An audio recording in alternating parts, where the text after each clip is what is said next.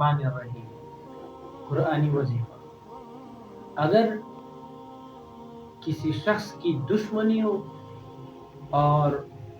دشمن کی طرف سے کوئی خوف ہو یا اور کوئی مسئلہ ہو تو اس کے لیے قرآن مجید کا وظیفہ، قرآن مجید کی سورۃ البقرہ آیت نمبر 18، بسم اللہ الرحمن الرحیم، صم بکم عمی فہم لا یرجعون، اس آیت کریمہ کو 7 مرتبہ پڑھ کر اپنے سینے پر دم کر دے۔ انشاءاللہ اگر دشمن کا خوف ہو یا کسی موذی جانور کے نقصان کا خوف ہو یا کسی اور چیز کا خوف ہو، انشاءاللہ اس آیت کریمہ کے پڑھنے سے اس کا دشمن کا خوف، موذی جانور کا خوف